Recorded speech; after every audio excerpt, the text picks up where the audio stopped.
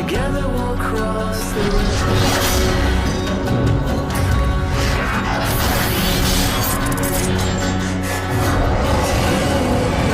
Together we'll cross the river. Transformers Fall of Cybertron. The sequel that had to live up to it all. It had to surpass. It had to blow expectations out of the water. Trailer released in December 6, 2011, and like an early Christmas present. The trailer had Pussifer playing in it. It was playing Humbling River over Optimus carrying Bumblebee, battered and wounded through this battlefield. And then their second trailer has Cities in Dust playing by Everlove. It's like one of the best covers ever, and you can't listen to it on Spotify or anything. I'm pretty sure because it is, related to the game, but who knows? Anyway, High Moon brought some bomb-ass marketing to this game, and let me tell you, when I was 6 years old, I saw Grimlock, Bruticus, and Metroplex in the same trailer, and I think I probably almost passed out. I remember counting down the days till that sweet, sweet release date. And then when it finally came, my expectations could not have been exceeded more. I remember playing this game for the first time. This is like a core memory. This game is like going from Terminator 1 to Terminator 2. The first movie is really good, but that second movie is just freaking peak. Like, you can't get better than that in terms of just how gnarly it is. And Fall of Cybertron is just absolutely amazing. And this game still blows me away to this day. Now, obviously you can tell my opinion on the game already, but I think we should talk about the best Transformers game of all time. Transformers Fall of Cybertron. Also, before we get into it, if you can hear it, I got a new mic. And let me know how it sounds. I'm really excited to be kind of leveling up, I guess. Also, to add on to the leveling up bit, I got 1K views on 2 videos, and I've hit over 100 subscribers. I can't, thank you guys enough for that. I sincerely mean it. I'm very, very excited to have hit this milestone, and, just to keep going. It's really amazing. And, yeah, so just want to say thank you, and let's get into Transformers Fall of Cybertron. Metroplex heeds the call of the last prime. So the story revolves around Optimus and the Autobots. This is right after the end of War for Cybertron, and they're desperately trying to leave Cybertron.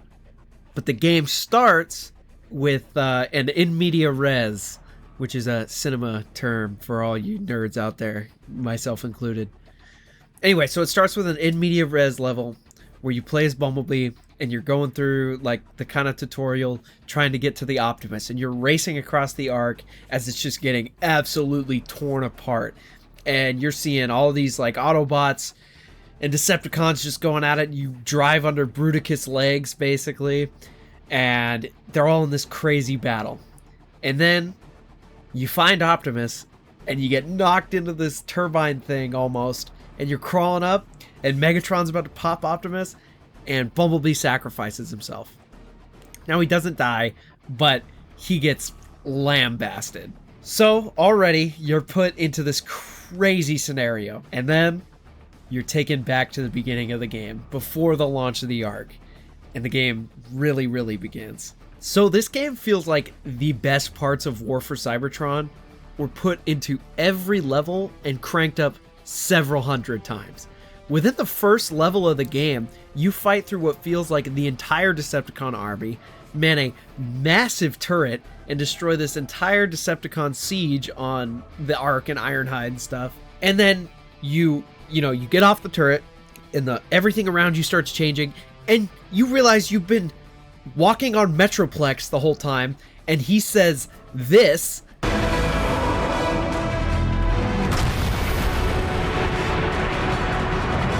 Metroplex heeds the call of the last prime.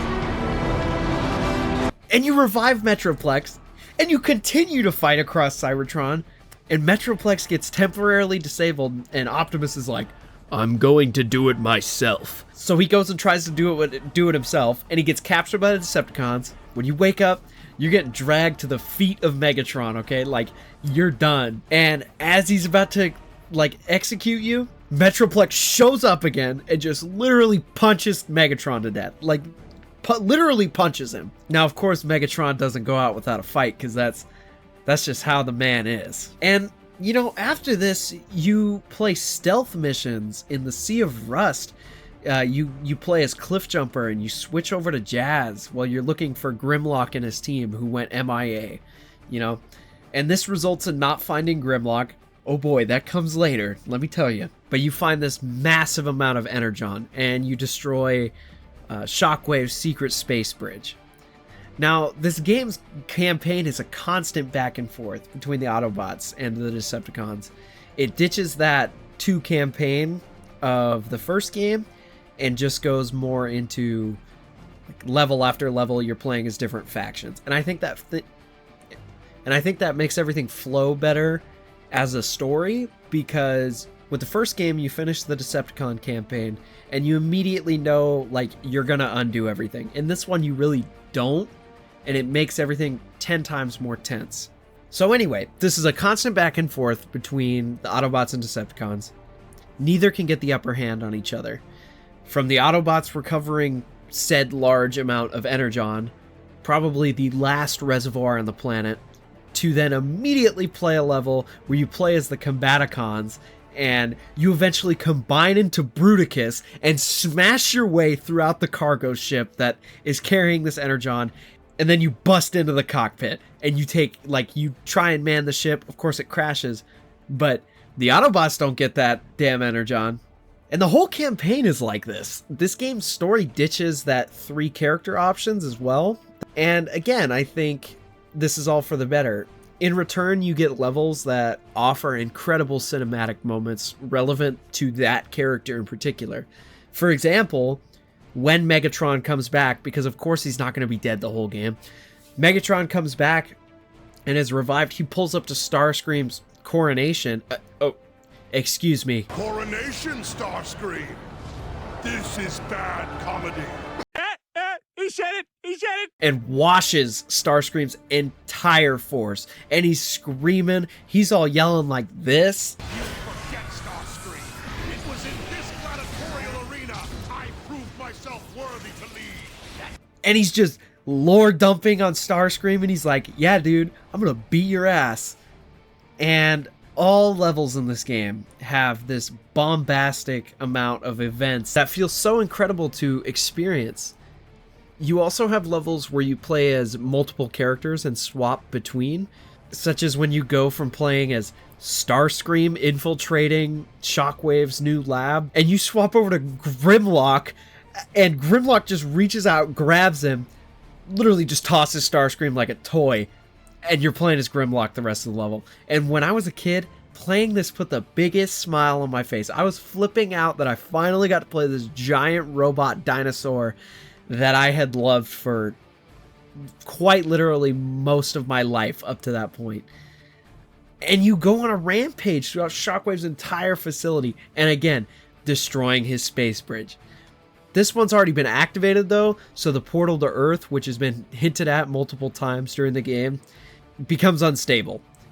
As this happens, Optimus launches the Ark. You know, Metroplex sacrifices his Energon so they're able to launch. Till all are one. And the final level, you play as like 4 or 5 different characters. You go from playing as Soundwave to Jetfire to Bruticus to Jazz. And then finally, after all this fighting along the Ark, acting and counteracting against each other, I mean, it's cinematic to the craziest degree, where Bumblebee is shot. And then Megatron and Optimus start duking it out.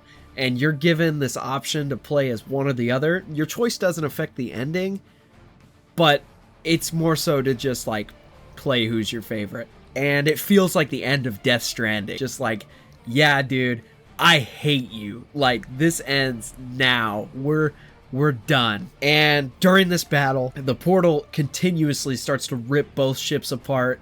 Everything gets crazier in the background, and it ends with the Autobots and Decepticons getting pulled through it. And then credits roll. I cannot describe how memorable each and every level of this game is for the amount of story they pack into everything. I mean, the first level feels like they could have drawn that out for like 2 or 3 in War for Cybertron. They pack a lot into this story. Every level is so extravagant and cinematic. Everything feels tense, like especially with the initial setup of Bumblebee just getting blasted. It makes every level feel like it means a lot to the story. No level isn't important, you know? The levels being focused on one character allow it to be told with a more monumentous feel to everything. You go through and it feels more like an experience than anything else.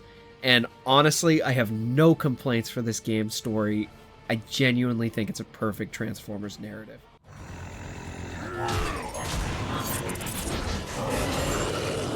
So the gameplay, you know, since the levels in this game are based around characters, this allows gameplay to represent these characters' abilities as an integral part of the level. So they actually designed the level based around one character instead of 3.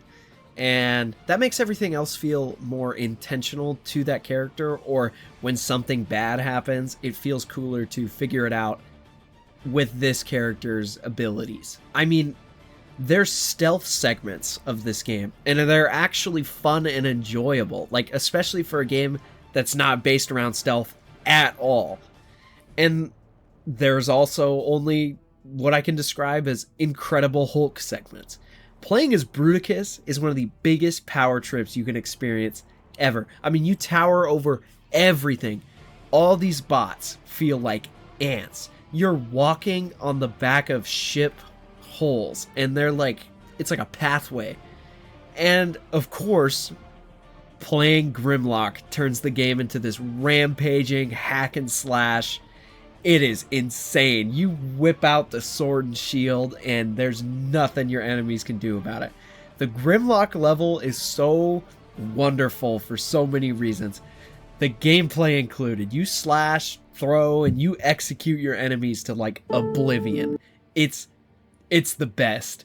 And then you unlock the T-Rex mode, and you just turn into Godzilla. Now, you also wear swoop like a jetpack in this level, and it's absolutely off the wall and one of my favorite rail shooter segments ever. And in the very end, the gameplay has this random swap that again feels like the Death Stranding gameplay switch up. You're in this crazy one-on-one sword fight, just hitting each other. You got these little quick time events that are just straight God of War. It is perfect. It is so perfect. And the spectacle moments aside, the core gameplay and like the more standard levels feel just as great as War for Cybertron, if not better. The game offers you so many more weapons and abilities, and you can upgrade everything. There's Teletran shops around each level, and you can swap out your loadout anytime you find one. And this allows for any style of play.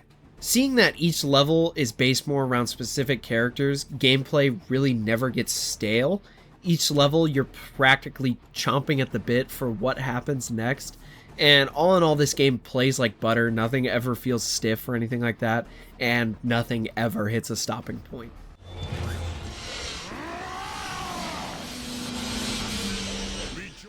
The level design in Fall of Cybertron is only what I can describe as a diverse, like, expansive experience. I've touched on this multiple times, but all of these levels feel like a movie, offering mass amounts of anticipation, and you play through these levels, again, chomping at the bit for what comes next, because there's so much more that they can do when they're just focusing on one character. The levels offer these different environments, such as the Sea of Rust to the battlefields around the Ark and even the Arena of Chaos. These scenarios, combined with the character you're playing and the progression of the story, feel less like go to point A, go to point B, go to point C, and it feels more like a roller coaster that exploded, went into orbit, slammed back onto the tracks, and then while it was going through the mountain, it shot back into space, and it is just this wild ride. And I can't explain enough how much this game just feels like an adrenaline junkie's dream. And there's no levels in the game that go forgotten, and there are none that feel like that part of the game, which is incredibly rare. And this game is just such a treat to experience, even over and over again. Every time you play it, you get a big smile on your face.